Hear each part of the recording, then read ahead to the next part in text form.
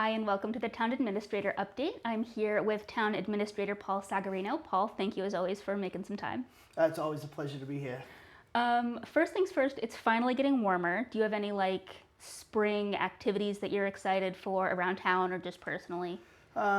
I do love when the weather gets nicer. I start to plant a garden at home, but aside from that, the spring is a pretty busy time in the town.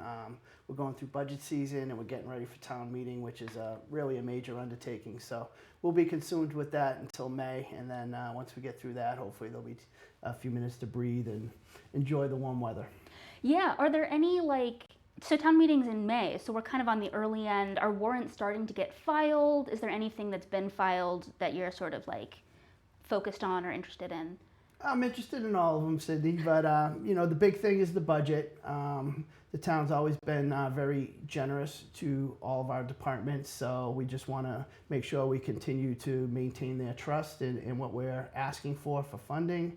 All of our departments do a tremendous job, and they could really use more funding, but we understand that in the government environment, funding is limited, and we tighten our belt pretty strongly as a town. And again, it's always a fun process, and it gives us really a good indication when we go through town meeting. What are the residents thinking about? What are our residents' priorities? As we hear from town meeting members and their opinions on various of our spending proposals. So it gives us a good idea of really what people's priorities are.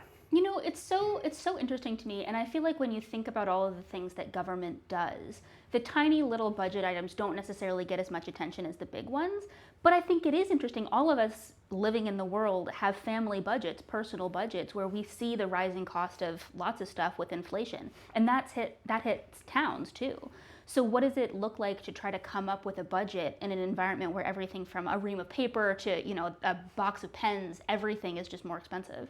Well, the bigger problem that we have, it's actually a blessing and a problem at the same time, is because of our vibrant commercial sector, we have really strong revenues coming into town. And, we basically self-impose a diet on ourselves because, we have a lot more funding that we could utilize every year that we don't, just because it's not the right thing to do. We need to operate under the same constraints of other communities.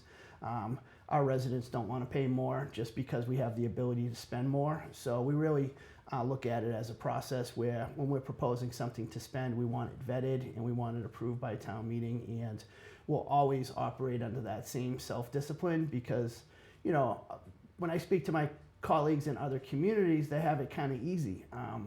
You add 2.5% that you get under Prop 2.5, and that's how much they have to spend next year. But we're well below our spending capacity under Proposition 2.5, so theoretically we could spend $12 million more this year, not without impacting the taxpayers, but it makes it a little bit more of a challenge in trying to balance out those needs because we don't have a spending cap. We're actually below that at this point, and we'd like to stay well below it as we move forward. It's a great financial flexibility to have in an emergency. So I want to talk about a couple of things that have come up in the select board meeting recently, and one of those is the new alcohol policy, which is currently under review. A couple of big things in there would be some rules around bring your own bottle to certain places if they apply for a permit. What does that look like for you? What are you thinking about as select board works through that? Well, that'll be the select board's decision. Basically, what we've been trying to do since I took over 4 years ago is slowly but surely going through all the old policies and procedures. We got to the alcohol policy and we thought that it could use a revamp just to make sure that we're covering all the bases. So we were provided with a pretty extensive draft policy by our town council, and at this point we're going through it. It does include sections on bring your own bottle, bring your own beer, whatever they call it, and that's something that hasn't been in effect in Burlington before. So that's something that the board will have to decide as they move forward, whether or not that makes sense to sort of implement that part of it. I know that there are pros and cons to it. The select board also recently approved the proclamation designating next year, 2024, as Burlington's, quasi-centennial. I think I said that right. Yeah, you got me. I'm glad you didn't ask me to send it. There we go. 225th anniversary. I don't know. Does it mean anything to you? Is there something special about those kind of anniversaries? Yeah, they are kind of special. But I do think that over time, not just Burlington, but other communities around, we have, I feel like we have less people interested in the historical significance of things.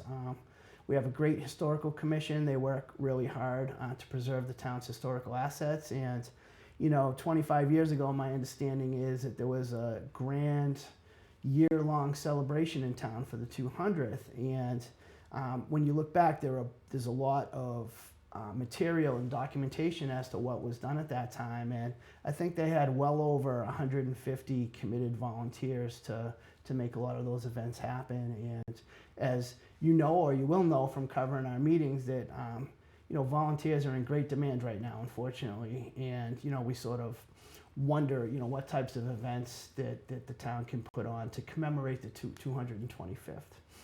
Yeah, it also sounds like maybe if we hadn't had a pandemic, we could have had a little more planning time. Things kind of got pushed off a little bit. Yeah, I think what the board has suggested to the historical folks is that we try to pre-existing events, we try to take advantage of events that are already happening in town and try to add a 225 birthday component to it, whether it's the 4th of July parade, celebrate Burlington, some of the placemaking beer gardens that we've had in the fall.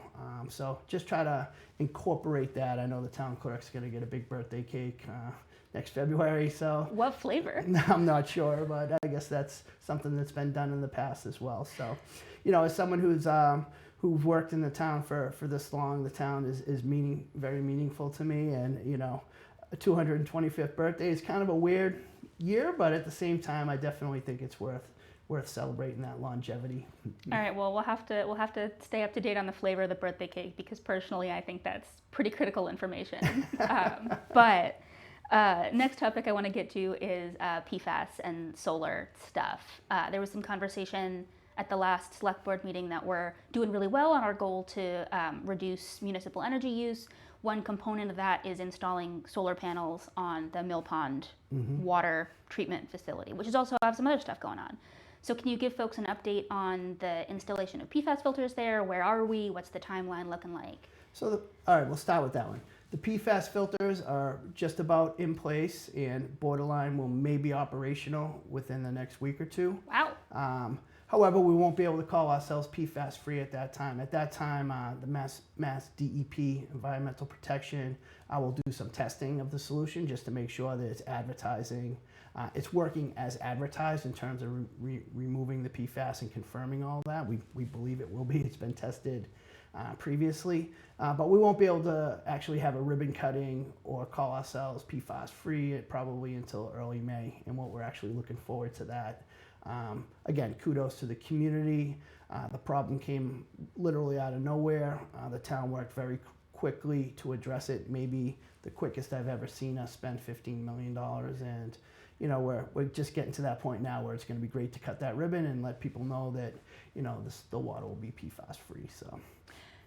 It also, speaking of 15 million, it sounds like you've had some conversations with State Representative Ken Gordon and the DEP about maybe starting to do some work on chasing down some of that, recuperating some of that. Yeah, it's I don't want to make allegations on camera, but there's some suspicions as to where the contamination may have been. So we're going to start to investigate that and just see what type of whether the town can recoup any of the costs of that by perhaps, we signed on to a nationwide lawsuit to the people that make the components that end up as PFAS.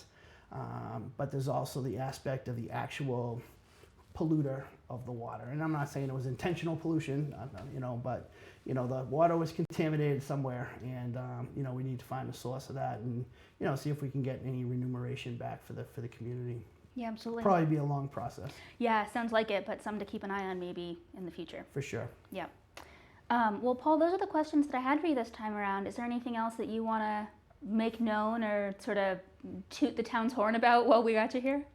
Well, the only other thing I would add is the much-awaited MWRA project. Yeah. We have a couple more months of work in the spring, and we hope to have the first leg of the pipe from Arlington to Burlington in place at some, hopefully again in early May. But at the same token, that'll provide us 3.5 million gallons per day. There's one last leg of the project, which would be to complete the pipe from Adam Street down to Burlington Mall Road.